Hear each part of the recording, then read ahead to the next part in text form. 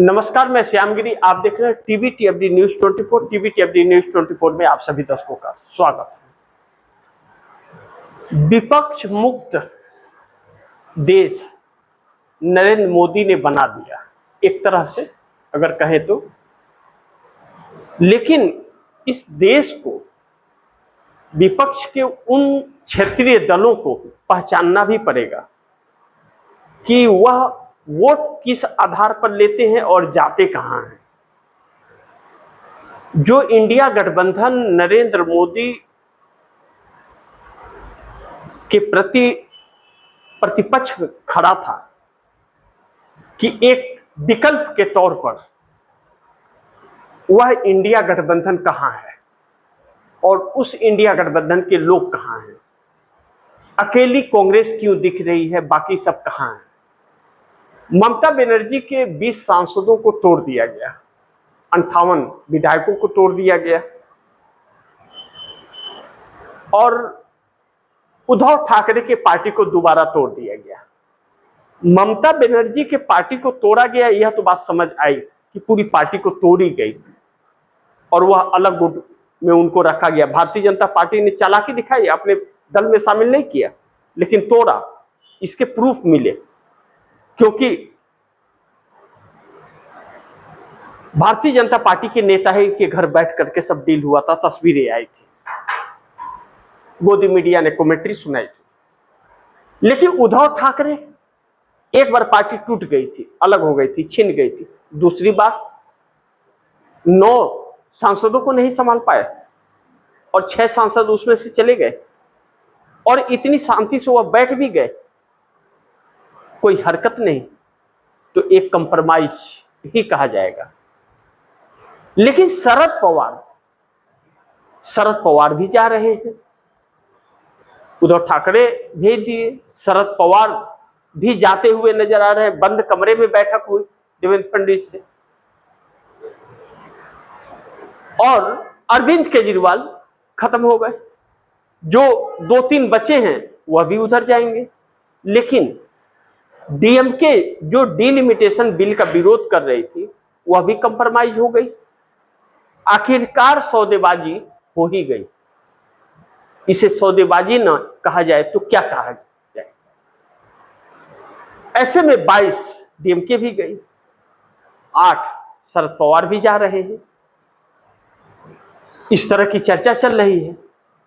तो बचते हैं आरजेडी। कहा जा रहा है कि आरजेडी को तोड़ना तो 1 सेकेंड का काम है और वह तो टूट जाएगी, और हेमंत सोरेन भी जाएंगे। कयास कब से लगाए जा रहे थे। यानी कि बची एक समाजवादी पार्टी। तो समाजवादी पार्टी जा रही है भाजपा के साथ या फिर नहीं, यह देखना महत्वपूर्ण होगा। लेकिन कहा जा रहा है कंप्रोमाइज बातचीत हो चुकी है। यानी कि विपक्ष में इकलौती कांग्रेस है, बाकी सब कंप्रोमाइज भाजपा वाले हैं।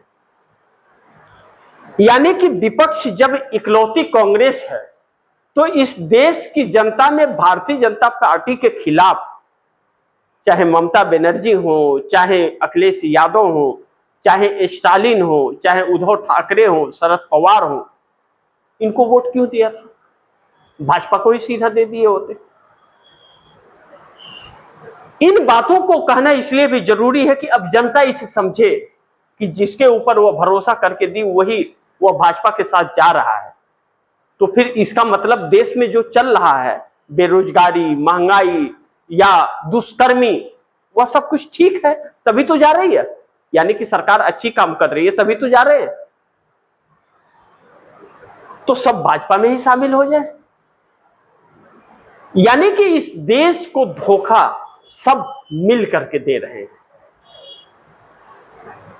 इसीलिए कांग्रेस जो अकेले अपने एजेंडे को लेकर के चल रही थी, चाहे छात्रों को लेकर के राहुल गांधी लगातार सड़कों पर अकेले दिख रहे थे, कोई उनके साथ नहीं आ रहा था।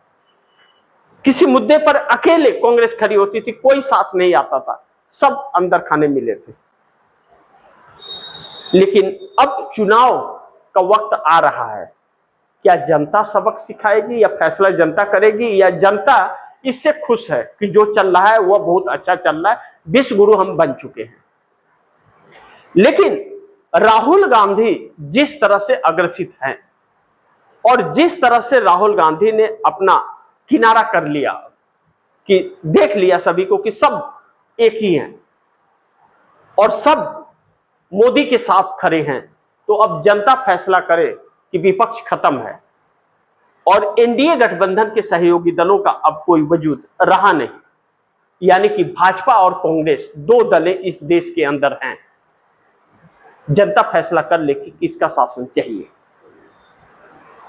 इस बीच क्या हम यह मान ले कि भारतीय जनता पार्टी के अंदर का जो घमासान था वह घमासान खत्म हो गया है, या फिर उस घमासान पर भारी पड़ने के लिए पूरे विपक्ष को मोदी और शाह ने तोड़ दिया और अपने साथ कर दिया कि ताकि उन्हें दबाया जा सके। यानी कि 240 सांसदों में 136 सांसद जो इनके विरुद्ध इससे इत्तेफाक नहीं रखते थे, उनके ऊपर प्रेशर बनाने का यह एक जरिया मोदी और शाह ने अपनाया है कि देख लो पूरा विपक्ष हमारे साथ है, तुमसे कुछ भी नहीं होगा। और अगर ऐसा है तो यह बहुत घातक साबित होने वाला है आने वाले दिन के लिए, इस देश के लिए। शिक्षा की बात मत कीजिए, 95,000 सरकारी स्कूल बंद हो गए। रोजगार की बात मत कीजिए, पेपर लीक हो जाएंगे। महिलाओं के सम्मान की बात मत कीजिए, इनके लोग दुष्कर्मी पर उतर आएंगे। देश विकास कर रहा है, लोग बेरोजगार हो रहे हैं। 81 करोड़ लोग 5 किलो फ्री अनाज पर हैं और 100 करोड़ जनता लाइन में लगी हुई है वोटर कार्ड के लिए। तो विपक्ष सिलेंडर कर गया, अब विपक्ष में इकलौती कांग्रेस बची हुई है जो चुनौती दे रही है। अब राहुल गांधी जिस तरह छात्रों के साथ खड़े हुए और राहुल गांधी का देहरादून में रैली सभा को कैंसिल करने के लिए प्रताड़ित कर रही है भारतीय जनता पार्टी। जो ग्राउंड बुक था 1,77,000 रुपया पे करके नगर निगम को, उसे कैंसिल कर दिया गया। यानी कि डर राहुल से ही है, इसलिए राहुल के साथ में या कांग्रेस के साथ में जो जो दलें हैं उन दलों को तोड़ दो ताकि कमजोर रहे। तो यह मोदी का डर साफ दिख रहा है और राहुल कंप्रोमाइज हो नहीं रहे। अब इस देश की जनता के सामने चुनौती एक नई बनती हुई नजर आ रही है और मोदी सरकार बैकफुट पर है। डिलिमिटेशन और वन नेशन वन इलेक्शन 2029 में कराना चाहती है और यह आखिरी चुनाव हो सकता है। और अगर ऐसा हुआ तो देश गुलामी की राह पर भी जाएगा, इस बात से भी इनकार नहीं कर सकते। और इसके गुनाहगार सब होंगे, जितनी क्षेत्रीय पार्टियां हैं।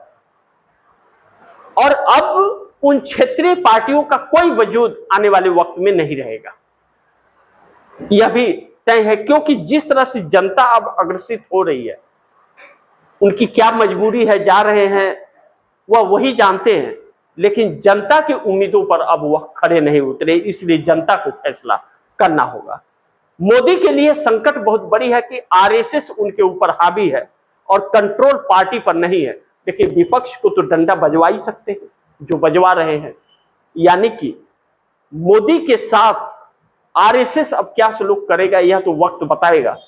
या आरएसएस पर कब्जा मोदी का हो जाएगा या आरएसएस मोदी को हटा पाएगा, यह वक्त बताएगा। लेकिन इस देश का सत्यानाश तो पक्का है, इस बात से हम इनकार नहीं कर सकते। अब एनडीए गठबंधन के दो घटक दल नीतीश और नायडू का यह उपज है मोदी सरकार। अगर उन्होंने वह बैसाखी ना बने होते इस सरकार के, तो आज यह स्थिति इस देश की ना होती। लेकिन नीतीश नायडू ने तो बनाया, लेकिन विपक्ष के इन घटक दलों ने, क्षेत्रीय दलों ने तो उसे आसमान की बुलंदियों और अस्थायी रूप से इस देश पर कब्जा करने के लिए सपोर्ट कर दिया। अब आने वाला वक्त बताएगा कौन किस पर भारी पड़ता है। लेकिन इस देश का सत्यानाश तो यह जरूर कर रहे हैं। बाकी आप दर्शक क्या सोचते हैं, आप दर्शकों की क्या राय है, क्या सुझाव है, कमेंट बॉक्स में जरूर दीजिएगा। इस खबर को ज्यादा से ज्यादा शेयर कीजिए, अपने दोस्तों को भी कहीं आगे शेयर करें, और आपने टीवी न्यूज़ 24 को सब्सक्राइब नहीं किया, सब्सक्राइब कर लीजिए, अपने दोस्तों को भी कहिएगा सब्सक्राइब करें। मिलते हैं अगली खबर के साथ, तब तक के लिए नमस्कार।